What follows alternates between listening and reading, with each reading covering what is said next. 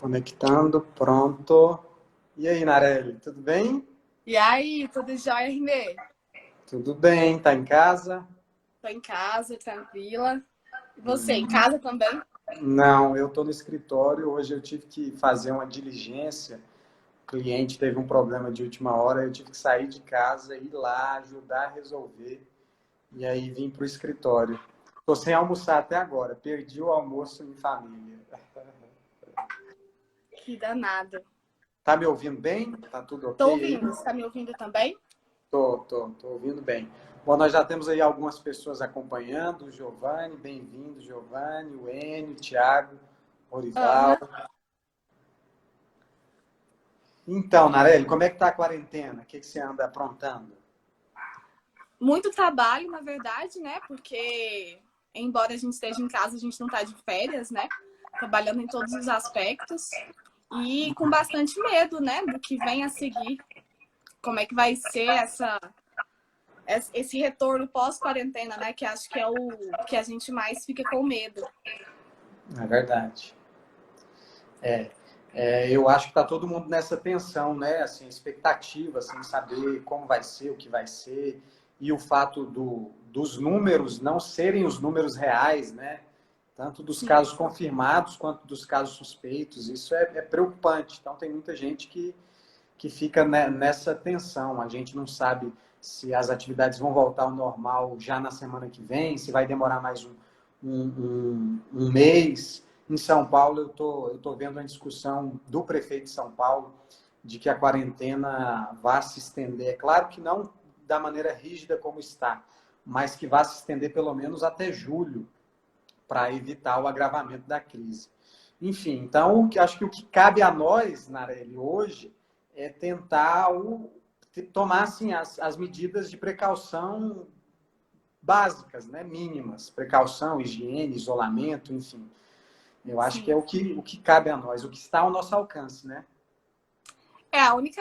Acho que é isso, né? É realmente cumprir esse isolamento, mas também pensar no que vai ser depois, sabe, Rimê? Eu tava lendo um texto da Eliane Brum, que ele é muito incrível, assim. Ele fala sobre o que será após a quarentena. E isso a gente tem que ficar muito atento, porque ao mesmo tempo que a gente pensa que tudo bem, depois da quarentena vai voltar ao normal, o que a gente vivia ali atrás não era normal, né? Esse isolamento social, na verdade, ele já existia de certa forma, né? Por muitos grupos sociais. Muitos grupos já estavam isolados nos seus territórios, nos seus grupos, sem acesso à saúde, por exemplo, sem acesso a saneamento, né? Aqui em Anápolis a gente tem muitos exemplos disso. E isso não era normal. E não vai ser normal depois. Será que a gente vai voltar a achar isso normal? Eu acho que essa conversa pode ir pensando nesse sentido, assim. É verdade. E eu acho que esse ponto que você está tocando é um ponto bem, assim, delicado, e eu acho que é que a gente tem que fazer, é refletir também, né?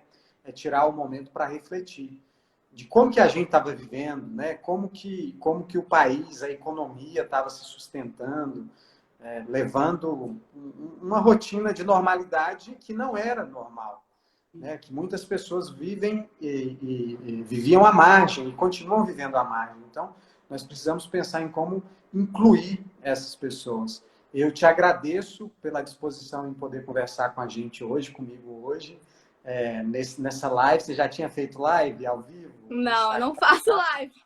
Primeira vez? Como Primeira você não vez. faz live? Eu não tenho muita coragem, assim, de fazer live. Acabo não fazendo nunca. Mas acho que fiquei bem confortável, assim, com a conversa, com o tema. E com o momento também, né? Eu Apropriado, né? eu acompanhei todas as lives de sertanejo.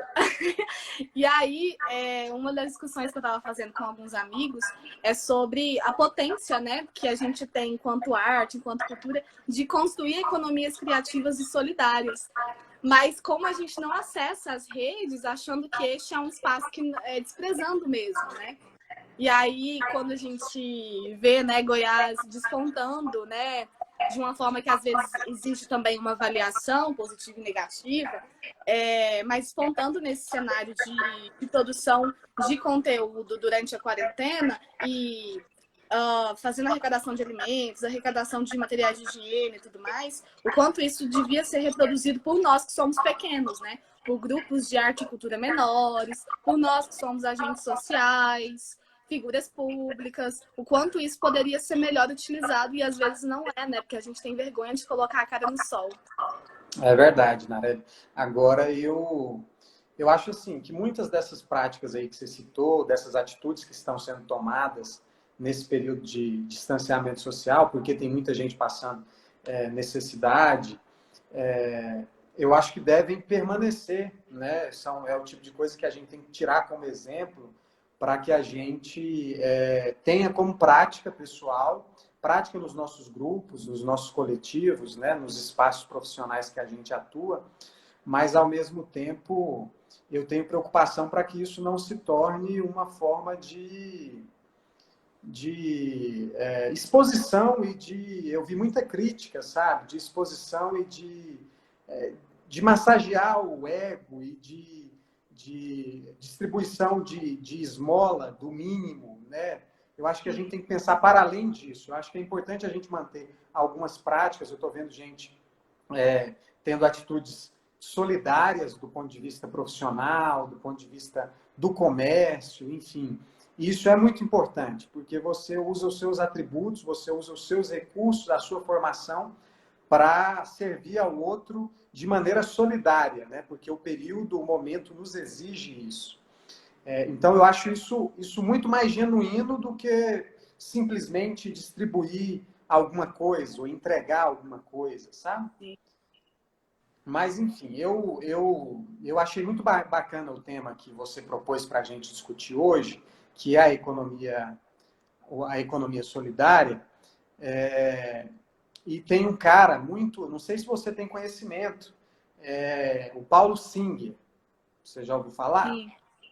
Então, eu já conhecia o Paulo Singer, né? Foi fundador do Partido dos Trabalhadores, inclusive, economista, intelectual, enfim.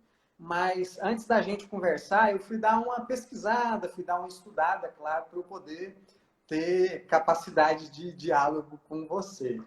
E eu fiquei impressionado com o conteúdo que o Paulo Singer produziu e com as experiências que ele deixou, sabe? Do ponto de vista da economia solidária, que é o tipo de coisa que eu, por exemplo, não havia despertado para fazer esse debate, para falar sobre isso e para pensar a importância da economia solidária.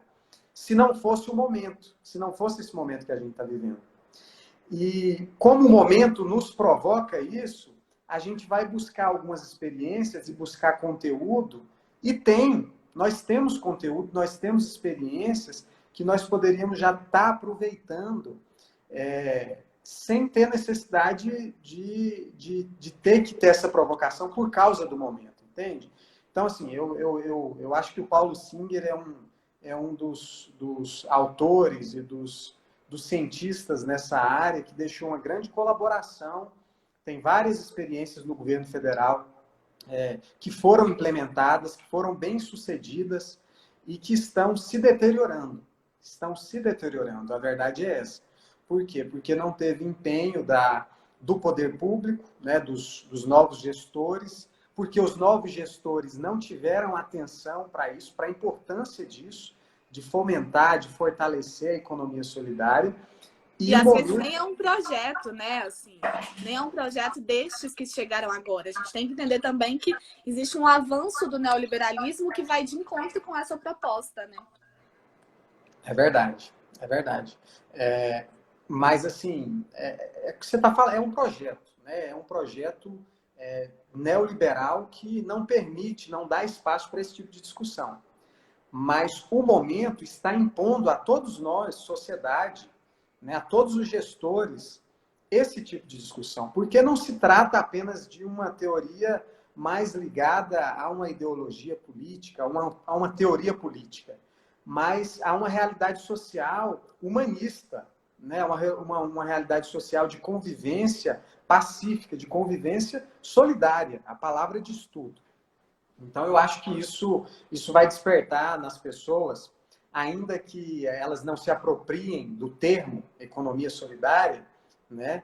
Porque é um termo ainda muito ligado e muito vinculado à academia, né? À política pública. Então, às vezes, o artista de rua, né, desenvolve a economia solidária e não tem para si esse conceito, né? Sim. Mas me conta, me fala você sobre a economia solidária, Antes, vamos só saudar aqui quem está nos acompanhando, nós estamos numa audiência aí, tem o Tiago, que está falando que o som está tendo microfonia. Tiago, nós estamos nos adaptando, né? Eu, inclusive, queria comentar que eu fiz o pedido de um equipamento para poder profissionalizar mais as lives e os vídeos, Nossa! mas não chegou. Por enquanto, a gente está aqui de maneira amadora. Cumprimentar o Thaís Igor Faloni também. aqui. Thaís Faloni, presidenta da União Estadual dos Estudantes. Bem-vinda, Thaís, o Lucas, a Isadora. O PT de Lusiânia também está a doutora Isadora e o PT de Lusiânia também estão nos acompanhando. O doutor Rimé Borges, Amigo meu xará. Morgantini, amigo. Isso, sejam bem-vindos.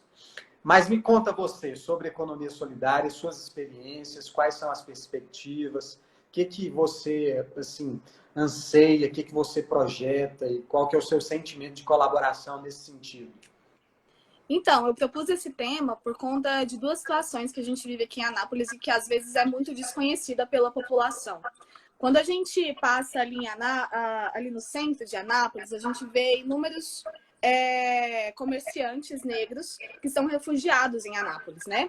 Que são do continente africano e tem a sua forma de sustento ali, vendendo muitos produtos, ou então fazendo alguns tipos de bico, que geralmente carregando alguma coisa e tudo mais. Essas pessoas, muitas delas, estão desprovidas de apoio governamental, inclusive dessa renda básica que foi aprovada, né, a renda que vai ajudar as pessoas que não têm uma renda fixa e tudo mais. Esses personagens de Anápolis, eles já existem há muito tempo e eles estão desassistidos não só pela prefeitura, mas pelo governo do estado, pelo governo federal, porque elas são corpos negros, né? Corpos negros e corpos estranhos, né? No nosso território. A gente não conseguiu recebê-los como conseguiu em outros momentos do município receber sírios, libaneses e outros. E aí, nos últimos meses, na verdade, a gente tem conseguido um diálogo para tentar valorizar essas pessoas através da cultura e das artes, né? E a gente aprovou um projeto pelo FAC, Fundo de Arte e Cultura de Anápolis, do município, que agora também foi segurado, né? Para a gente ver como que vai ser. Ainda não saiu o agendamento de pagamentos. E a gente ficou pensando em formas de auxiliá-lo, né? Auxiliar essas pessoas. E essas pessoas, elas não têm outra forma de sobrevivência se não for vendendo os produtos. E os produtos são coisas que neste momento, não é comida, não é nem nada essencial. Essas pessoas vão ficar sem apoio e tudo mais. E aí, a gente começou a pensar em formas de ajudar e pensar o que é economia criativa, o que é economia solidária. E essas pessoas têm muito conhecimento de arte e cultura que, mesmo elas expondo nas redes, elas não ganharão um recurso, não conseguirão tirar uma grana para sobreviver e tudo mais. E aí, eu peguei e fiquei pensando também nos artistas locais aqui de Anápolis, que também estão com muitas dificuldades, porque a primeira atividade que foi suspensa foram os bares, foram as casas noturnas, foram as atividades culturais, e essas pessoas estão sofrendo desde o início da pandemia, né? Essas pessoas já estão sem condições de sobrevivência e de manutenção. E, por outro lado, a gente continua consumindo muito material cultural, né? Muito material de entretenimento, e não só porque não volta, né? Não, esse recurso não volta. Então, a ideia dessa conversa mesmo foi para provocar as pessoas a se perguntar, né? A gente está consumindo tanta coisa, consumindo material diversos e não... Olha, tem... E essas coisas não estão voltando, né, para essas pessoas que estão aqui próximas. Então, o que a gente poderia fazer, né, com esses artistas, com essas pessoas que estão por aqui? É mais uma provocação. A Thaís aqui está falando algumas coisas. Uhum. A Thaís está fazendo uma pergunta e, inclusive, eu queria sugerir aí para quem está nos acompanhando que quem quiser fazer alguma pergunta sobre o tema, fiquem à vontade. Eu quero mandar um abraço para a Maria Santos, que está nos acompanhando, o Max Lânio também, sejam bem-vindos. Narelli, eu acho, a Thaís está fazendo uma pergunta sobre cooperativas, que é, inclusive, uma forma já legalizada, já constitucionalmente, inclusive, protegida de economia solidária, né? Economia associativa. Daqui a pouco a gente vai entrar mais na questão das cooperativas, mas eu acho que essa inquietação sua ela é muito, muito pertinente, porque a gente está falando de artistas e de pessoas que estão à margem, que promovem economia, que promovem arte, promovem cultura, promovem lazer, mas que não têm proteção jurídica, proteção legal nenhuma. Diferente, por exemplo, Thaís, das cooperativas. Né? As cooperativas hoje no Brasil têm uma proteção legal, têm inclusive formas de incentivo na economia, de acesso ao crédito, enfim. Então, é mais fácil dessas cooperativas se manterem em tempos de crise e se reinventarem.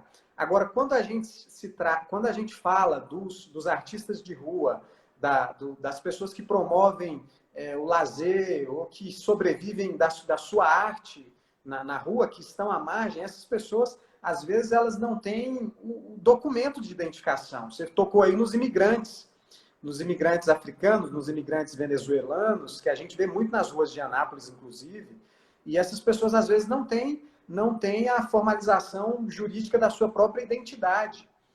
Então, a gente precisa pensar em como, sobretudo nesses tempos de crise, de pandemia, como que a gente pode fortalecer essas pessoas, como que a gente pode ser solidários com essas pessoas.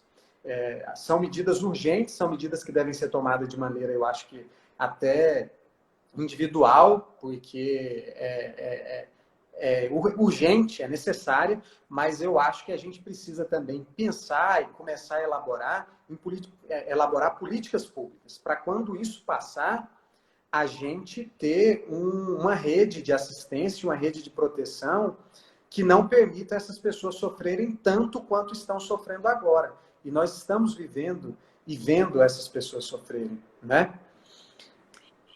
E também tem essa ideia de que a gente tem esse momento, né? Que a gente tem que agir de forma urgente, de forma local, de forma bem localizada. Vamos lá, vamos ajudar e tudo mais. Mas essa ideia que a gente tem de toda vez ficar arrecadando alimento para ajudar uma pessoa ou outra, ela está errada.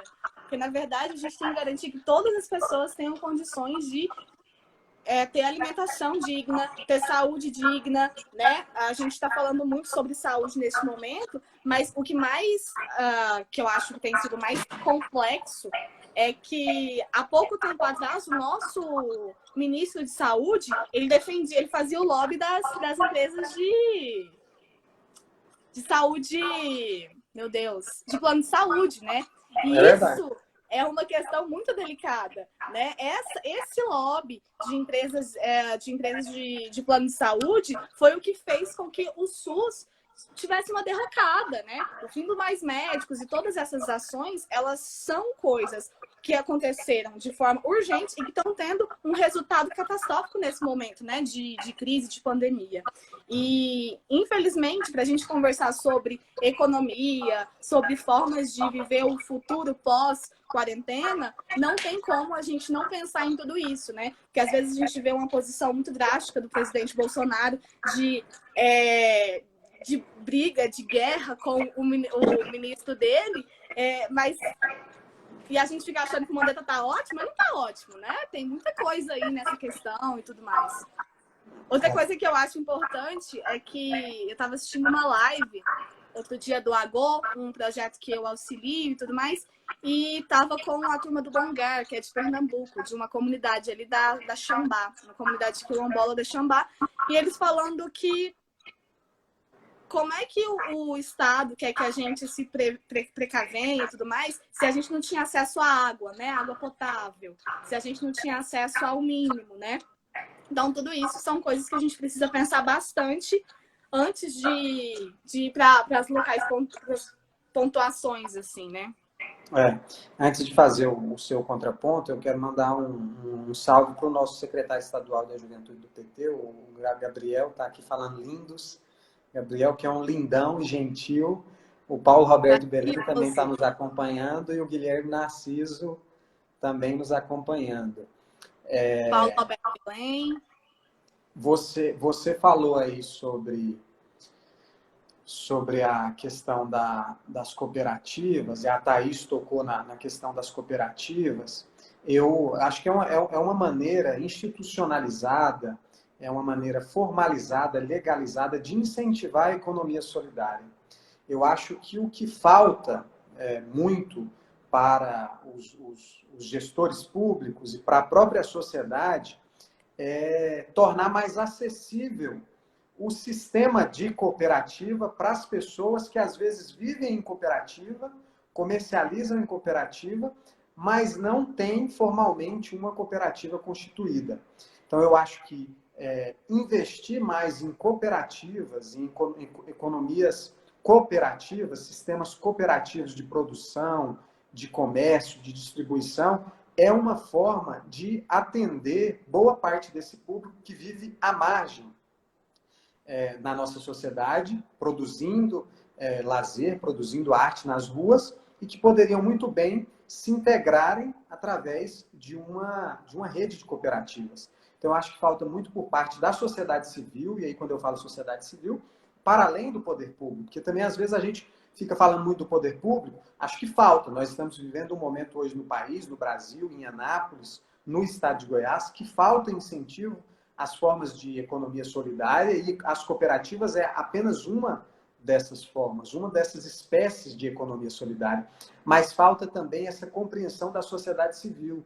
Então, fazer esse debate que nós estamos fazendo hoje é importante para isso. Por quê? Porque, às vezes, a sua associação de profissionais, né, a sua classe profissional de jornalista, às vezes não despertou para isso. Às vezes, a classe profissional dos advogados não despertou para fomentar dentro da sua própria instituição, do seu próprio segmento, espécies de economia solidária, formas de desenvolver a economia solidária. Então, falta muito essa compreensão do que é a economia solidária e da importância da economia solidária. Eu acredito muito nas cooperativas.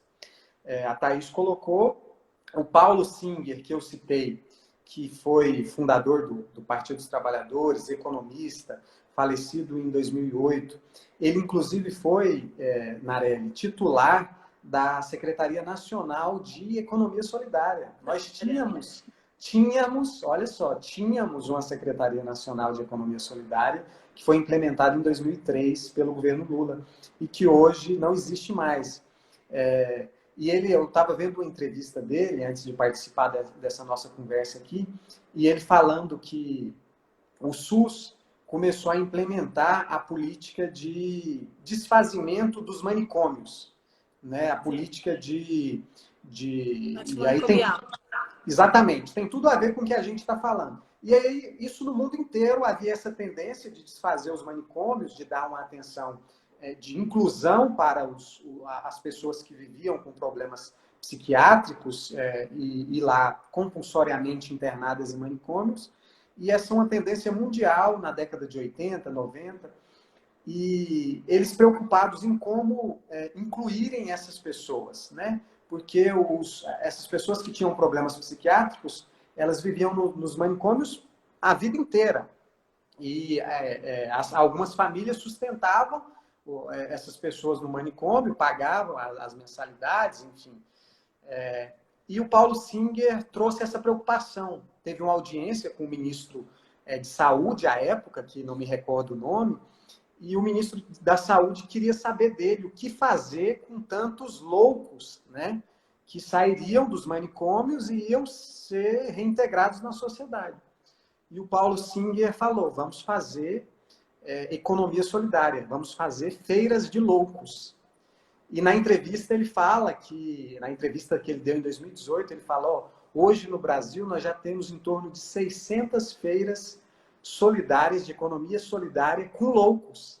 Então, assim, sim, as pessoas... E ele é engraçado que ele até brinca, ele fala, e eles não têm pudor nenhum, não têm vergonha nenhuma de dar o nome de loucos mesmo. Eles produzem, fazem a arte deles, fazem seja o crochê, seja a pintura, o que for, o que a pessoa achar mais importante, mas o que ela tiver habilidade, e eles, entre eles, promovem a feira e abrem para a sociedade. Então, foi uma maneira de integrar e incluir essas pessoas que viviam nos manicômios na economia e na sociedade. Não tem jeito, Nareli, da gente incluir as pessoas na sociedade se a gente não incluir na economia. Não é verdade? Exatamente. Acho que é essa a pauta, assim. Não adianta a gente pensar que a gente empodera pessoas se a gente não dá condições para que elas se organizem na vida financeira e tudo mais. E para a pessoa se auto-organizar, o Estado ele tem que ser um Estado forte que garanta o mínimo a elas, né? E aí, você falou das feiras de louco e tudo mais, e existem inúmeras iniciativas aqui em Goiás que constroem isso, né? A gente tem a Feira de Olhos d'Água, que é a Feira do Troca, que funciona muito bem, que ali tem uma história muito massa, assim, na Feira do Troca, que ela consegue unir um monte de gente com inúmeros produtos. Tem produtor da agricultura familiar, tem produtor de arte, tem produtor de inúmeras coisas, e que eles conseguem ali desenvolver uma feira de trocas. Às vezes não tem dinheiro, mas tem alguma coisa, algum produto, algum serviço que a pessoa possa oferecer e possa garantir o sustento, né? E às vezes é isso, né? Por que não? Ah, tudo bem, eu não tenho...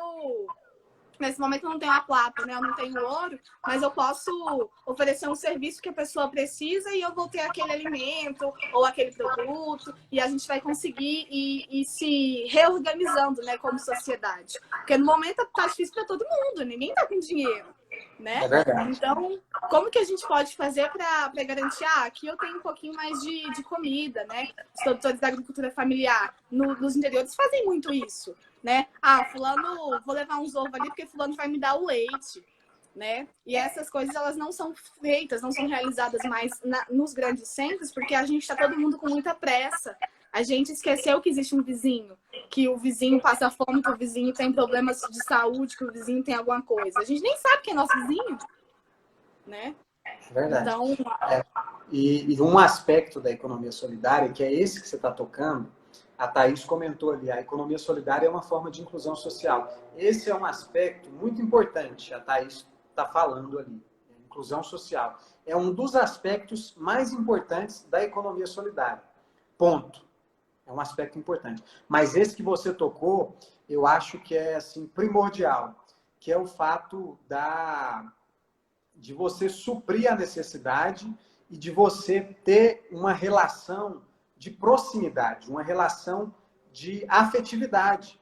Porque você está fazendo a troca, você está fazendo a economia, o comércio, não com interesse meramente monetário, lucrativo, de enriquecimento próprio, pessoal, mas com o objetivo de fazer uma troca no sentido de satisfazer a sua necessidade e atender a minha necessidade. E, ao mesmo tempo, trocar conhecimento, trocar afeto, porque nessas comunidades, e aí você tocou algumas, as pessoas aproveitam essa oportunidade, às vezes, de trocar uma dúzia de ovo por 1 litro de leite, mas também para bater um papo, para levar uma notícia, para levar uma informação. Então, eu acho que esse é um aspecto muito bacana da economia solidária, que nos desperta a sensibilidade como ser humano, como vizinho, como, enfim, como profissional. Acho que esse é um outro aspecto muito bacana da economia solidária. E tem mais um aspecto, mas eu vou deixar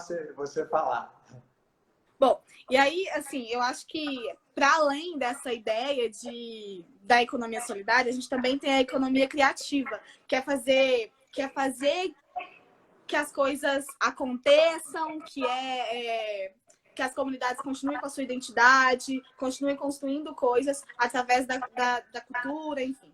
E aí eu tô me embananando, porque eu tô vendo aqui uma pessoa que entrou muito legal, Rodrigo Ciampi, cantor maravilhoso de São Paulo. Engraçado, Nareli, que eu não vejo as pessoas que estão entrando aí no seu, eu não vejo. Estão entrando no seu e no meu não aparece. Bárbara Rocha, bióloga maravilhosa que está no exterior. Enfim, o que eu queria, na verdade, pontuar é que, para além dessa ideia de que a gente, às vezes, não precisa de ter o dinheiro para fazer essa economia girar e tudo mais, é que o dinheiro, às vezes, a gente pensa... Para que a gente precisa do dinheiro, né? A gente precisa do dinheiro, na verdade, para ter o mínimo para viver. Agora, nesse momento de arroxo, por exemplo, a gente não tem com o que gastar. A gente vai gastar onde? A gente não tem luxos, a gente não tem extravagâncias, a gente não vai para lugar nenhum que a gente vai ter que gastar, sei lá, 200, 300 reais. Então, essas questões, elas são interessantes para a gente pensar de verdade. Assim, será que a gente precisa de acumular tantas coisas para poder viver? Qual que é a nossa necessidade de fato? A nossa necessidade é de estar bem, de se alimentar, de pagar as contas.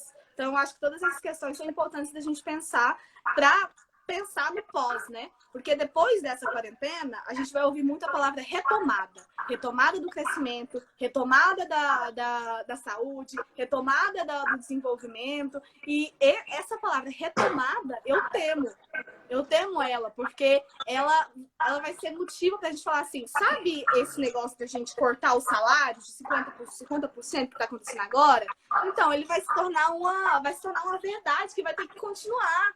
Porque o empresário ele vai falar assim, eu não tenho condição, eu tô quebrado.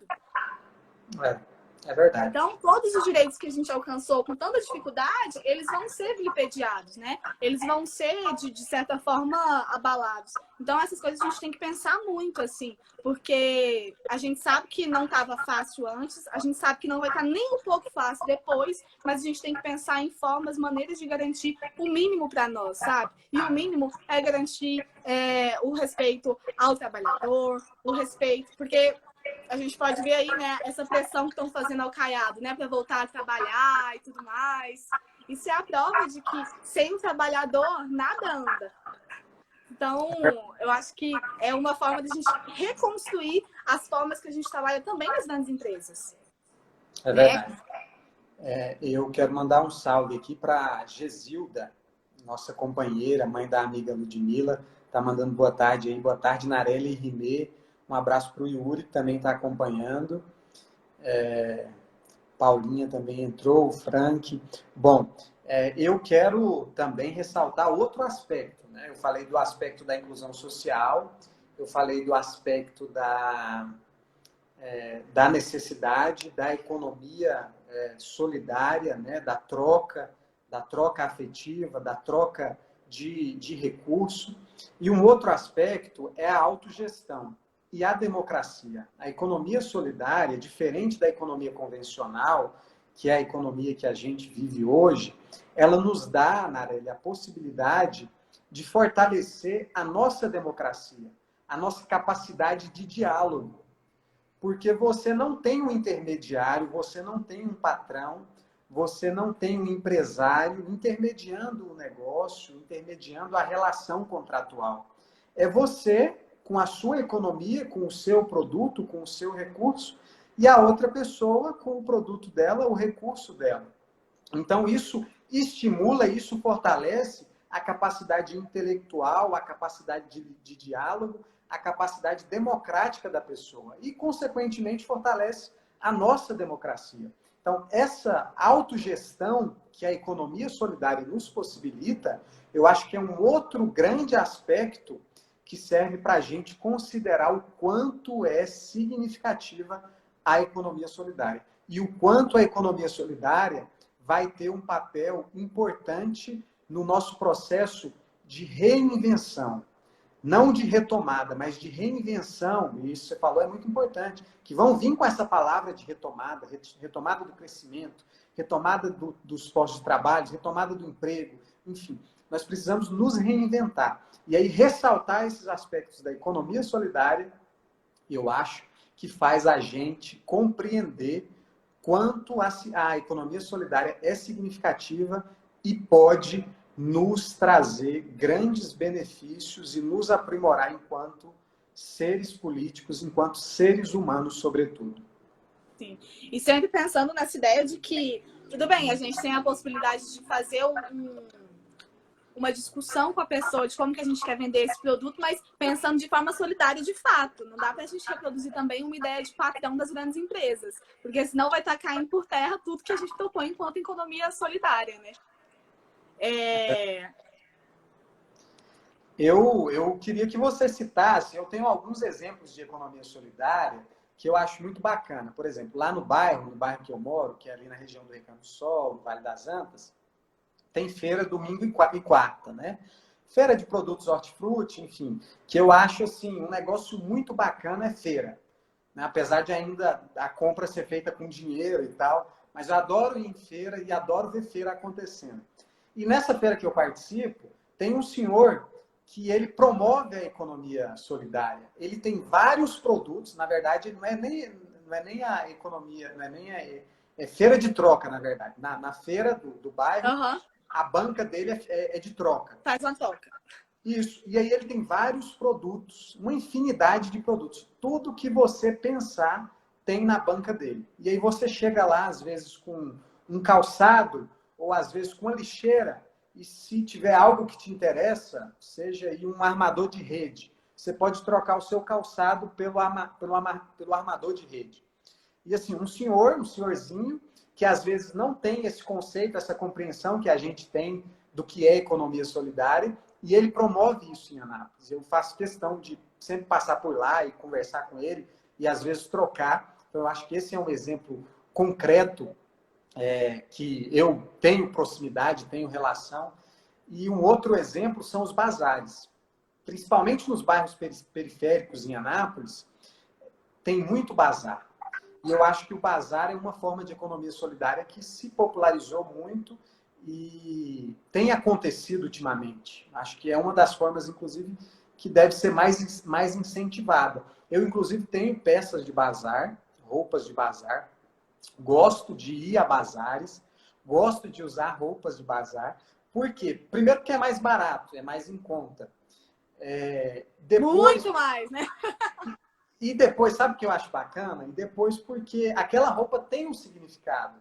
Tem um significado porque foi de alguém. Então, ela foi escolhida por alguém, ela foi usada por alguém.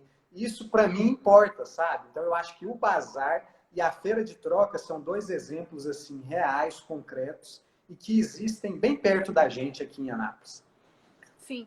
A gente também tem aqui em Goiânia, na verdade, a cooperativa Bordana, que é a união de várias mulheres que bordam, da Selminha, também uma grande amiga e aliada do Centro Popular da Mulher, ela também comunista, mãe do Iago, que é presidente da União Nacional dos Estudantes, e ela consegue reunir várias mulheres que estão ali em situação de vulnerabilidade para bordar e para fazer esses materiais girarem, e ela consegue muito bem, assim, é um exemplo vitorioso de administração de uma cooperativa, né? A Thaís conhece muito bem, que floresce, assim, que floresce porque ela também não só garante o sustento dessas famílias, dessas mulheres, mas também ela propõe uma discussão sobre a questão da mulher, a questão de gênero, a questão de violência e tudo mais. E aí a gente tem umas outras possibilidades. Eu vi aqui que o coletivo Funiô de Cinema de Pernambuco entrou aqui, Oi Bruno Rosana, que é uma turma muito boa também, que tem conseguido realizar muitos projetos na aldeia, né? Desenvolver coisas, favorecer a produção de artesanatos locais e fazer a escoagem desses produtos também, que é uma iniciativa super bacana. E a gente também tem as associações indígenas, né? Que fazem essa produção sempre em modo de cooperativa. Eles produzem todo mundo e aí depois eles vendem pelas redes sociais e tem tudo dividido ali. Aí é dividido para a aldeia, é dividido para as famílias. Então são iniciativas muito bacanas também, né? E essas já utilizam já o dinheiro, enfim. Mas é de uma forma muito cuidadosa, muito solidária e muito consciente, assim, de como utilizar esse dinheiro para garantir benefícios e não apenas a dor de cabeça que às vezes o dinheiro traz, né? Você falou aí da Bordana, da cooperativa Bordana, eu conheço. Inclusive o Vitor, não sei se você viu, o Vitor Emanuel estava acompanhando aqui a nossa live, não sei se ele ainda está online aí, mas ele, inclusive, é cooperado lá na Bordana e é meu primo. E ele me fala das experiências da Bordana. Ele mora lá no Caiçara e, assim, eu acho... E é uma cooperativa que tem um trabalho prestado, que tem uma experiência e é uma experiência bem sucedida, um exemplo bem sucedido que deu certo, né? Então, eu acho que é bem bacana. Você falou aí dos indígenas. Tem um projeto de lei do senador Otto Alencar, eu não me lembro que estado que ele que inclusive quer regulamentar a compra porque hoje já é regulamentado que a compra da merenda escolar, 30% deve ser de pequenos agricultores, da agricultura familiar. Agricultura familiar. Isso, que inclusive são pessoas que vivem de maneira solidária, né? Que fazem economia solidária, que vivem ali, trabalham para o seu sustento, para a sua manutenção, não tem pretensão nenhuma em tirar proveito monetário do trabalho. Mas o projeto do senador, ele quer incluir também nesse percentual exigido aí para a compra da merenda a produção dos quilombolas e dos indígenas, no sentido, inclusive, de fomentar, estimular, preservar e fortalecer a economia dessas comunidades. Você tocou nisso, eu lembrei que é um projeto que está em tramitação, está no Senado, um projeto muito bacana, que também é uma das ferramentas legislativas para poder incentivar e fortalecer as economias solidárias. E aí, falando em economia solidária, a gente também tem a comunidade Calunga, né? Ali do Nordeste goiano, que tem inúmeros produtos da sociobiodiversidade, tem o óleo de coco, o óleo de jequiti, tem ali... Enfim, tem inúmeros produtos e também tem baunilha. Você sabe onde tem baunilha? No mundo, em pouquíssimos lugares. E o território Calunga, ele é muito rico de baunilha. Inclusive, o Alex Atala já foi lá, já fez um projeto grandioso com eles para começar a produzir essa baunilha de lá e tudo. E ele utiliza nos restaurantes luxuosíssimos dele, que agora estão fechados, né? Mas é um exemplo de que a gente fica pensando que os nossos territórios, a gente não tem produto para construir essa economia criativa e solidária, mas a gente tem, né? A gente tem muita coisa. O Goiás é muito diverso, é muito rico. E os centros rurais, né? As áreas rurais, elas são muito poderosas nesse sentido, porque tem uma riqueza muito grande de produtos para poder utilizar mesmo e fazer a venda desse produto de forma solidária e que não seja de devastação também ao território, né? É isso. Falar oi pro meu pai que está acompanhando. Um abraço pro seu pai. Eu queria deixar aí, já caminhando para o final dessa nossa conversa, e eu fico muito grato de poder conversar com você hoje, da sua disposição em conversar sobre isso, sobre esse tema, que é um tema que me é caro para nós, né, que lutamos pelo que lutamos. E eu acredito muito em você, né? Você é uma profissional forte, uma mulher forte, uma pessoa que assim, faz o seu trabalho com sensibilidade. Eu acho que isso que falta nas pessoas. Então, por isso que eu quis fazer essa conversa com você. Então, eu te agradeço pela oportunidade. Eu queria deixar uma sugestão para nós e para quem está nos acompanhando aí na live, que a gente está muito preocupado, e você colocou a preocupação no início, com os artistas que estão próximos da gente, com as pessoas que não têm nenhuma assistência, que faziam o comércio de maneira individual, aleatória, e agora estão sofrendo com isso, para que a gente procure comprar e procure ir atrás dessas pessoas. Então, por exemplo, você comprar no mercado do seu bairro é uma forma de você, de alguma maneira, desempenhar a economia solidária, porque você está ali incentivando, promovendo e fortalecendo alguém próximo de você. Você assistir a live de um artista da sua cidade, que às vezes não está tendo condição de se apresentar em um barzinho porque os bares não estão podendo abrir, né? E às vezes a gente fica acompanhando as lives dos grandes artistas e tem, às vezes, artistas da nossa cidade promovendo live, enfim, publicando vídeo no Instagram, e a gente não está acompanhando, valorizando essas pessoas. Essas pessoas hoje estão tentando vender os seus produtos, seja a sua arte, seja o alimento que produz, através do delivery, através do WhatsApp, comprar dessas pessoas, né? Ir atrás, ir buscar, tentar incentivar essas pessoas, os comércios pequenos, os comércios locais, né? Os comerciantes individuais. Eu acho que a gente precisa nos solidarizar, e é uma forma da gente poder ajudar essas pessoas, às vezes assistindo uma live, às vezes Sim. comprando um produto pelo WhatsApp, né? É uma forma da gente incentivar a economia solidária. Mas eu queria... Sim, pode falar. Queria agradecer também o convite, achei super legal, nunca tinha feito live ainda, porque eu tenho dificuldades de falar ao vivo, mas queria registrar aqui a presença do Danilo Costa, que trabalha com o Jongo aqui em Anápolis, e que é um projeto super bonito, super valoroso, de muito cuidado. Também está fazendo o circuito da Andô aqui, que eu tenho muito carinho, do Décio Marques, Doroti. Vi que a Tila também de São Jorge entrou, a Ana Ferrarese. O Tafki Matos, também de Pernambuco, que é um incrível artesão do povo funiô, que também está com essa dificuldade agora de vender os produtos dele. Então, quem puder pode dar uma olhada, dar um oi aí nas mensagens e vai consumir os produtos dessas pessoas incríveis. E deixar, acho que já que a gente está encaminhando para o final? Sim, eu acho que sim, né? Nós programamos de falar por 30 minutos, então eu acho Sim. que é o bastante. Então, eu vou deixar algumas coisas.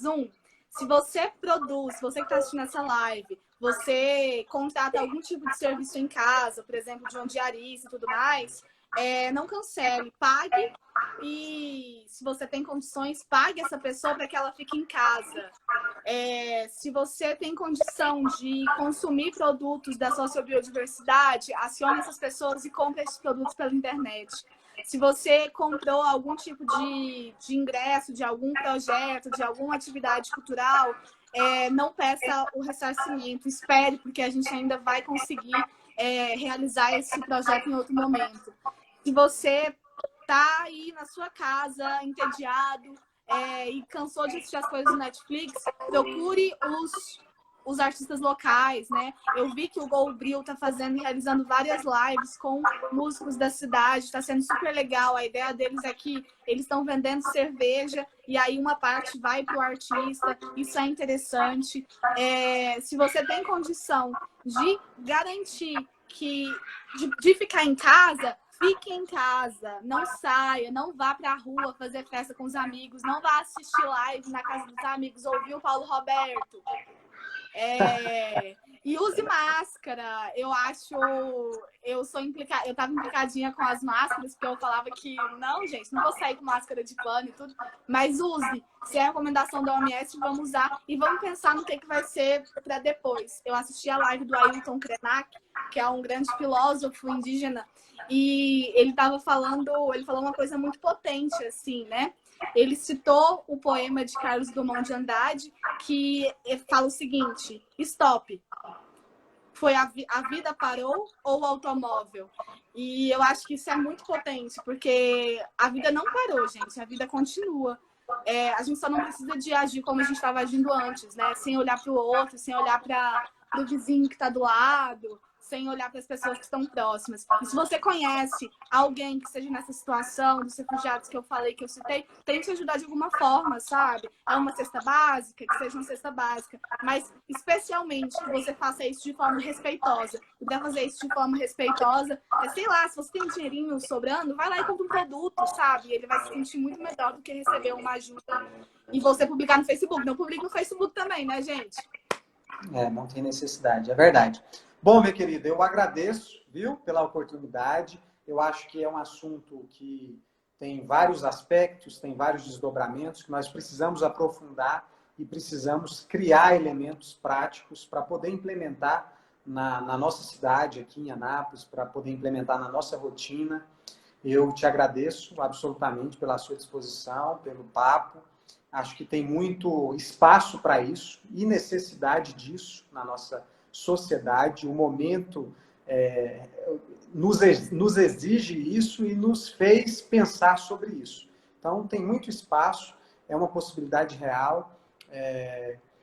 Vamos voltar a falar sobre isso, vamos construir isso, praticar isso, tá? Mas eu fico muito feliz pela nossa conversa, fico muito feliz pelas pessoas que acompanharam, que mandaram perguntas, que mandaram um salve aí, né, que deram audiência. Acho que isso é muito importante também, né, numa sexta-feira, sexta-feira da Paixão, todo mundo, a maioria aí em casa, reunido com seus familiares, e alguns aí nos acompanhando, então agradeço a todos. Foi a minha primeira live também, eu não tinha feito ainda ao vivo, nós vamos fazer, Nareli, a partir de agora, várias lives para a gente poder falar sobre temas caros como esse, né, que são caros para nós, para o que a gente acredita, com amigos, com pessoas que a gente acredita, né, com pessoas que têm um potencial, que têm uma sensibilidade social como você. Então, toda semana a gente vai ter esses assuntos aqui no nosso Instagram e eu aproveito para convidar também para continuar aí nos acompanhando, tá bom? Fechou? Fechou. Bom final de semana para você, Nareli. Feliz Páscoa para você, para sua família, tá? Um abraço de coração para todo mundo que está aí nos acompanhando também. Feliz Páscoa, um abraço para vocês. Economia solidária é importante, vamos praticar, tá? Um abraço. Um abraço, Beijo. gente. Até mais.